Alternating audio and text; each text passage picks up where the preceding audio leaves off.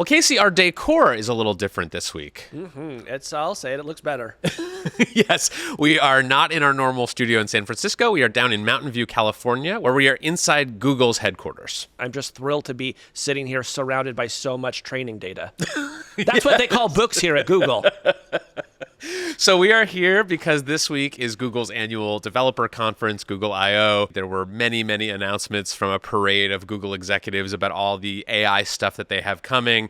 And we are going to talk in a little bit with Demis Hassabis, who is the CEO of Google DeepMind, essentially their AI division, who's been driving a lot of these AI projects forward.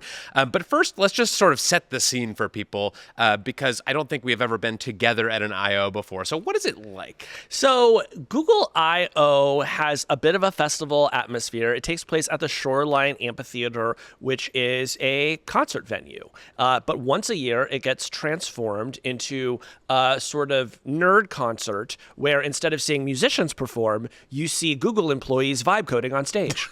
Yes, there was a vibe coding demo. There were many other things. I did actually see, as I was leaving, the Google acapella group, Googlepella, was like sort of doing their warm-ups in anticipation of doing some concert. So you've got some like old school Google vibes here, but also a lot of excitement around all the AI stuff. So Wait, now I didn't see Googlepella perform. Where was this performance? I didn't see them perform either. I just saw them warming up. They were sort of doing their scales. They sounded great. You know what? I bet it was a classic acapella situation where they warmed up and someone came up to them and they said, "Please don't perform." All right, Kevin. Well, before we get into it, shall we say our disclosures? Yes, I work for the New York Times, which is suing OpenAI and Microsoft over copyright violations related to training of AI systems. And my boyfriend works at Anthropic, a Google investment. Oh, that's right. Yeah. So let's talk about some of what was announced this week. There was so much. We can't get to all of it. But what were the highlights from your perspective? Well, so look, I wrote a column about this, Kevin. I felt a little bit like I was in a fever dream at this conference. You know, I think often it is the case at a developer conference where they'll sort of try to break it out into 1, 2, 3 big bullet points. This one felt a little bit like a fire hose of stuff. And so by the end, I'm looking at my notes saying, okay, so email's going to start writing in my voice and I can turn my PDFs into video TED Talks? Sure, why not? So I had a little bit of fever dream mentality. What was your feeling? Yeah, I told someone yesterday that I thought the name of the event should have been Everything Everywhere All at Once. Like that did actually feel like what they were saying is like every Google product that you use is going to have more AI. That AI is going to be better and it is all going to make your life better in various ways. But it was a lot to keep track of. Yeah, I mean, look, if we were going to try to pull out one very obvious theme from everything that we saw, it was AI is coming to all of the things, and it's probably worth drilling down a little bit into what some of those things are. Yeah, so the thing that got my attention, and then I was sitting right next to you, the one time when I really noticed you perking up was when they started talking about this new AI mode in Google Search, their core search product. So talk about AI mode and what they announced yesterday. So, Kevin, this gets a little confusing because there are now 3 different kinds of major Google searches, I would say. There is the normal Google search, which is now augmented in many cases by what they call AI overviews, which is sort of AI answer at the top. Yeah, that's the little thing that will tell you like what the meaning of phrases like "you can't lick a badger twice" is, right? That's right. And if you don't know the meaning of that, Google it. Yeah. So that's sort of the thing one. Thing two is the Gemini app, which is kind of like a one-for-one, like ChatGPT competitor. That's in its own, standalone app, standalone website. And then the big thing that they announced this week was AI mode, which has been in testing for a little while. And I think this sort of lands in between the first two things, right? It is a tab now within Search, and this is rolling out to everybody in the United States and a few other countries, and you sort of tap over there, and now you can have the sort of longer, multi-step questions that you might have with a Gemini or a ChatGPT, but you can do it right from the Google search interface. Yeah, and I've been playing with this feature for a few weeks now. It was in their labs section, so you could try it out if you were enrolled in that. And it's really nice. Like, it's a very clean thing. There's no ads yet. They will probably appear soon. It does this thing called the fan out, which is very funny to me. Like, you ask it a question and it kind of dispatches like a bunch of different Google searches to like crawl a bunch of different web pages and like bring you back the answer. And it actually tells you like how many searches it is doing and how many different websites it's doing. So I asked it, for example, like, how much does a Costco membership cost?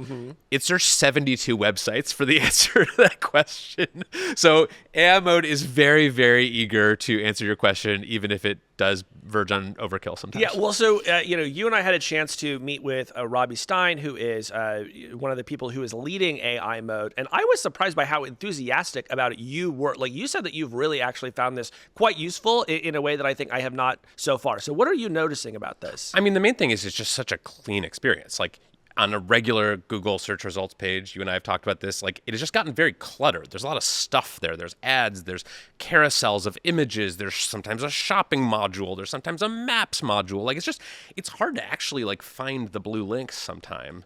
And I imagine that AI mode will become more cluttered as they try to make more money off of it. But right now, if you go to it, it's like a much simpler experience. It's much easier to find what you're looking for. Yeah, and at the same time, they're also trying to do some really interestingly complex stuff. Like one of the things that they showed off during the keynote was somebody asked a question about baseball statistics that required finding, 3 or 4 different kind of, tricky to locate stats and then combining them all together in an interactive chart. That was just a demo. We don't have access to that yet, but that is one of those things where it's like, well, if that works, that could be a meaningful improvement to search. Yeah, it could be a meaningful improvement to search. And we should also say, like, it's a big unknown how all of this will affect the main Google search product, right? This is, for now, it's a tab. They have not sort of merged it into the main core Google search, in part because it's not monetized yet. It costs a lot more to serve those results than a traditional Google search. But I imagine over time, these things will kind of merge, which will have lots of implications for publishers, people who make things on the internet,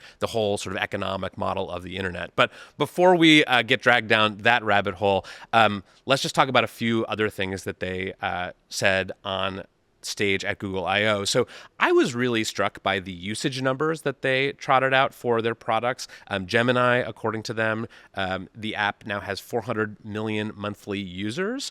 That is a lot. That is not quite as many as ChatGPT, but it is a lot more than products like Claude and other AI chatbots.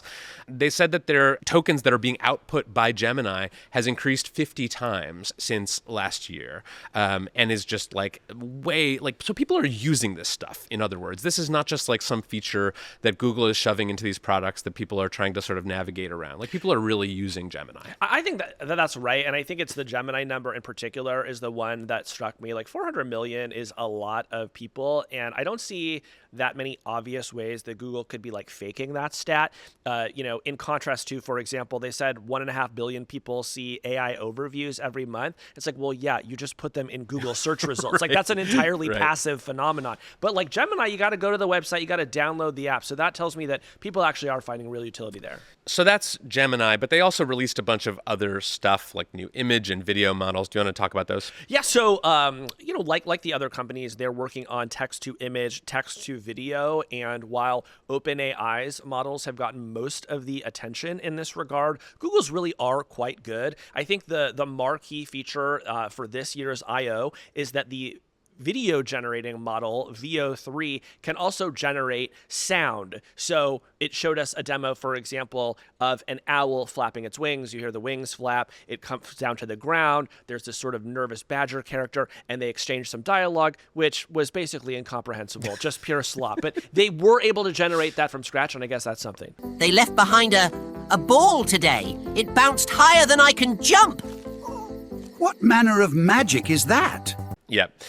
They also announced a new Ultra subscription to Google's AI products. Now, if you want to be on the bleeding edge of Google's AI offerings, you can pay $250 a month for Gemini Ultra. And Casey, I thought to myself, no one is going to do this. Who is going to pay $250 a month? That's a fortune for access to Google's leading AI products. And then I look over to my right, and there's Casey Newton in the middle of the keynote pulling out his credit card from his wallet and entering it in to buy a subscription to this extremely expensive AI product. So you might have been the first customer of this product. Why? Well, and I hope that they don't forget that when it comes time to feed me into the large language model. Look, I want to be able to have the latest models. And, one, I think, clever thing that these AI companies are doing is they're saying, we will give you the latest and greatest before everyone else, but you have to pay us a ridiculous amount of money. And, if you're a reporter and you're reporting about this stuff every day, I do think you sort of want to be in that camp. Now, is it true that I now spend more on monthly AI subscriptions than I paid for my apartment in Phoenix in the year 2010? Yes, and I don't feel great about it, but I'm trying to be a good journalist, Kevin. Please, your family is dying. Another thing that made me perk up was they talked a lot about personalization, right? This is something we've been talking about for years. Basically, Google has all of billions of people's email, their search histories, their calendars, all their personal information. And we've been sort of waiting for them to start weaving that stuff in so that you can use Gemini to do things in those products. That has been slow, but they are sort of taking baby steps, and they did show off a few things, including this new personalized smart replies feature that is going to be available for subscribers later this year in Gmail, so that instead of just getting the kind of formulaic suggested replies at the bottom of an email, it'll actually kind of learn from how you write, and maybe it can access some things in your calendar or your documents and really suggest a better reply. You'll still have to hit send, but it'll sort of pre-populate a message for you. Yeah, I have to say, I'm somewhat bearish on this one, Kevin, only because I think that if this were easy, it would just sort of be here already, right?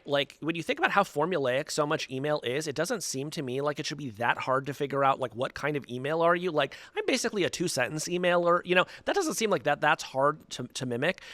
So that's just kind of an area where I've been a little bit surprised and disappointed. We also know large language models do not have large memories. So one thing that I would love for Gmail to do, but it cannot, is just sort of understand all of my email and use that to inform the tone of my voice. But it can't do that. It can only take a much more limited subset. Is that going to make it sort of difficult to accurately mimic my tone? I don't know. So what I'm trying to say here is I think there's a lot of problems here, and my expectations are pretty low on this one.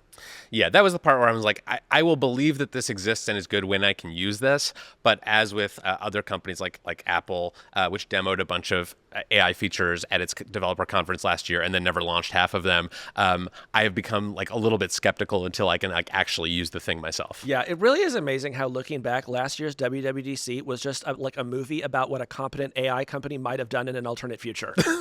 It had very little bearing on our reality, but it was admittedly an interesting set of proposals. Okay. So that is the software AI portion of I/O. There was also a demo of a new hardware product that Google is working on, which are these Android XR glasses, basically their version of what Meta has been showing off. It's Orion glasses, where you have a pair of glasses. They have sort of chunky black frames. They've got sort of a hologram lens in them, and you can actually see a little thing overlaid on your vision, telling you, what the weather is or what time it is, or that you have a new message. Or they have this integration with Google Maps that they showed off, where you can it'll show you, the little miniature Google map right there inside your glasses, and it'll sort of turn as you turn and tell you where to go.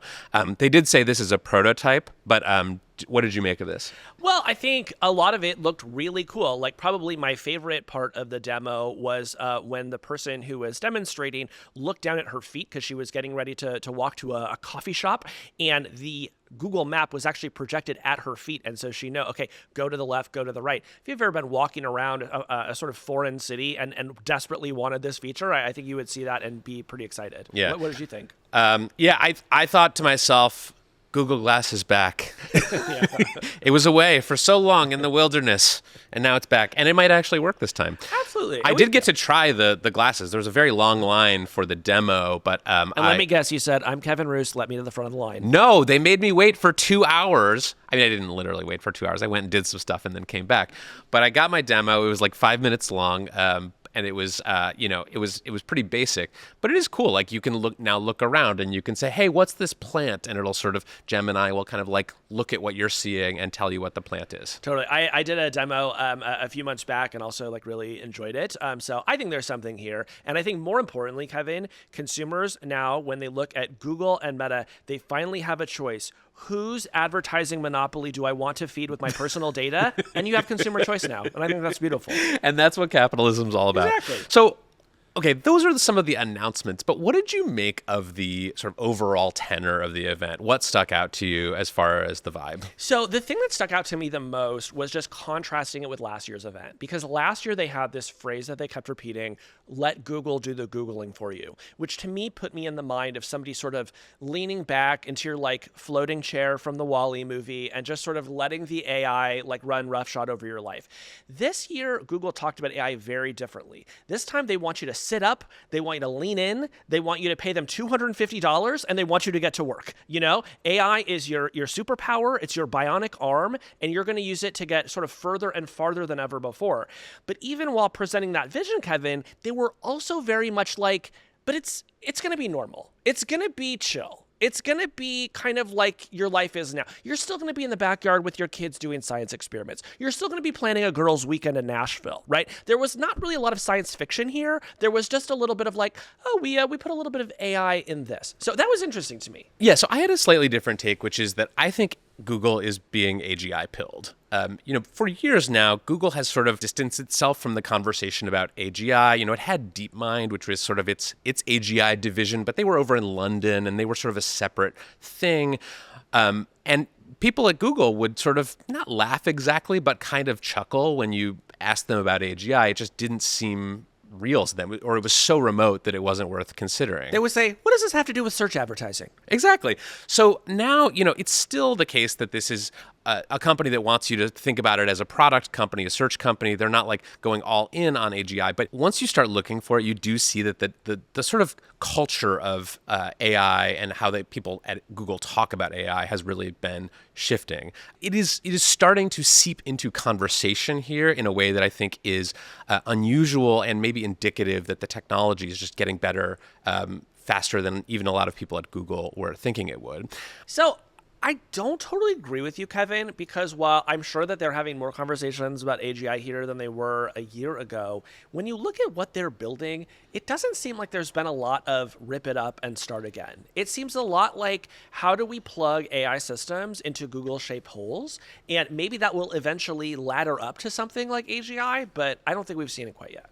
The other observation I would make is that I think the Google of 2025 has a lot more swagger and confidence when it comes to AI than the Google of 2024 or 2023. I mean, 2 years ago, Google was still trying to make Bard a thing, and I think they were feeling very insecure that OpenAI had beaten them to a consumer chatbot that had found some mass adoption. And so they were just playing catch up. And I don't think anyone would have said that Google was in the lead when it came to generative AI just a few years ago. But now they feel like there is a race and that they are in a good position to win it. They were talking about how Gemini stacks up well against all these other models. It's at the top of this leaderboard LM arena for all these different categories. I don't love the way that AI is sometimes covered as if it were like sports, who's up, who's down, who's winning, who's losing. But I do feel like Google has the confidence now when it comes to AI of a team that like knows it's going to be in the playoffs at least. And that was evident. Oh, yeah. I mean, well, when you look at the competition, just what's happened over the past year, you have Apple doing a bunch of essentially fictional demos at WWDC, and you have Meta cheating to win at LM Arena, making 27 different versions of a model just to come up with one that would be good at one thing, right? So I think if you're Google, you're looking at that and you're thinking, I could be those guys. So that is what it felt like inside Google I/O. What was the reaction from outside? I noticed that, for example, the company's stock actually fell, like not by a lot, but like, to a degree that suggested that Wall Street was kind of meh on a lot of what was announced. But what was the reaction like outside of Google? I think the external reaction that I saw was just struggling a little bit to connect the dots, right? Like that is the issue with announcing so many things during a 2-hour period is sometimes people don't have that one thing that they're taking away saying, I can't wait to try that. And when you're just looking at a bunch of Google products that you're already using, I think if you're an investor, it's probably hard to understand, well, I don't understand why this is unlocking so much more value at Google. Now, maybe millions of people are going to spend $250 a month on Gemini Ultra, but unless that happens, I can understand why some people feel like, this feels a little like the status quo. Yeah, I see that. I also think there are like many unanswered questions about how all of this will be monetized. And, it's Google has built one of the most profitable products in the history of capitalism in the Google search engine and the advertising business that supports it. It is not clear to me that whatever AI mode becomes or whatever AI features it can jam into search, if search as a category is just declining across the board, if people are not going to google.com to look things up in the way they were a few years ago, I think it's an open question, like what the next thing is and whether Google can seize on it as effectively as they did with search. Well, I think that they gave us one vision of what that might be, and that is shopping. A significant portion of the keynote was devoted to one executive talking about a new shopping experience inside of Google where you can take a picture of yourself, upload it, and then sort of virtually try things on, and it will sort of use AI to understand your proportions and, accurately map a garment onto you. And there was a lot of stuff in there that would just sort of let Google take a cut, right? Obviously, you can advertise the individual thing to buy. Maybe you're taking some sort of like cut of the payment. There's an affiliate fee that is in there somewhere. So one of the things I'm trying to do as I cover Google going forward is understanding that, yes, search is the core, but Gemini could be a springboard to build a lot of other really valuable businesses. An important question I know that I always ask you when I go to these things, how is the food? Let's see. I think the food was really nice. So here's the thing. Last year, it was a purely savory experience at breakfast, and I am shamefully an American who likes a little sweet treat when I woke up. This year, they had both bagels and an apple cinnamon coffee cake, and so when I was heading into that keynote, I was in a pretty good mood. I had some of that. They have like little bottles of cold brew, and I'm like a huge caffeine addict, so I took 2 of them. And boy, I was on rocket fuel all day. I was just humming around. I was like bouncing off the walls. I was like doing parkour. I was feeling great. I thought I saw you warming up with the a cappella team. Now it all makes sense.